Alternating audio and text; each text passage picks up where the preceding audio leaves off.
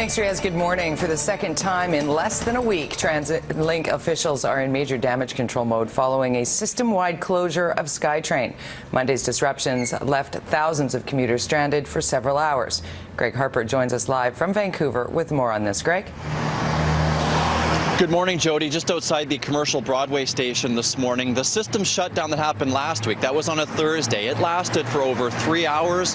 The one yesterday, even longer than that, as both the Expo and Millennium lines were shut down, not working for about 5 hours. This resulted in passengers being stuck in cars that were stopped on the tracks, and TransLink was unable to communicate with them. Some people decided to pop open the doors and walk out on their own, a potentially dangerous thing to do. Others were let off the trains by attendants, but had to walk along the guideway to the nearest station. Buses were deployed, but there were incredibly long waits. Service wasn't fully restored until the evening rush hour at about 5, and this was a shutdown that started at around noon yesterday. The train suddenly braked super hard. I've never been on anything like it. He flew right off the seat and hit the seat in front of him with his belly. Anytime you have an incident like this that happens and then something similar happens a week later, people do want to sort of think that they're related. The reality is our reliability is about 95%. So 95% of the time, the trains run on time. So both of these system shutdowns are unrelated. The one that happened last week on Thursday, that was the failure of a computer card rather. What caused the situation yesterday? It's believed to be an electrical issue. TransLink is investigating. Jody? All right, thank you very much. Greg Harper reporting live for us from downtown Vancouver this morning. Some Yaletown residents got a very early wake-up call this morning as crews battled a fire at a downtown Vancouver restaurant. Flames broke out on Mainland Street near Davies shortly after 3 a.m. It's believed to have been a small kitchen fire that activated the sprinkler system.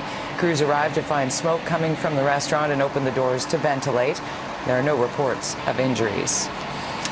Terrifying experience for a young family after a close encounter with a bear in Coquitlam, Port Coquitlam that is.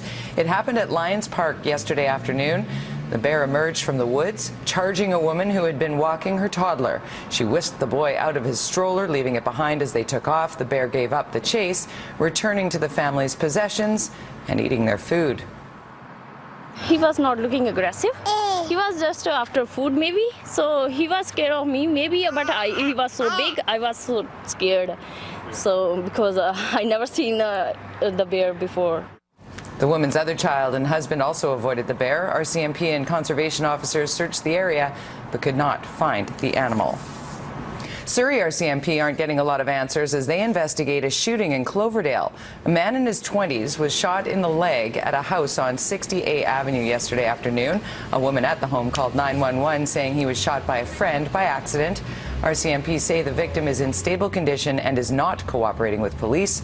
The suspect is a Caucasian man in his 30s. He drove away on a motorcycle and was not wearing a helmet. Baldev Kalsi is now facing a charge of second-degree murder in the death of his wife. Narinder Kalsi was taken off life support on Sunday. She was found critically injured at the couple's Surrey home more than a week ago. The 66-year-old was initially charged with aggravated assault, then attempted murder. As the case progressed, he has been removed from his role as president of Brookside Sikh Temple. It's still unclear what prompted the alleged domestic violence. RCMP on Vancouver Island are waiting for autopsy results after a woman was found dead in Souk. For now, the 64-year-old's death is being considered suspicious.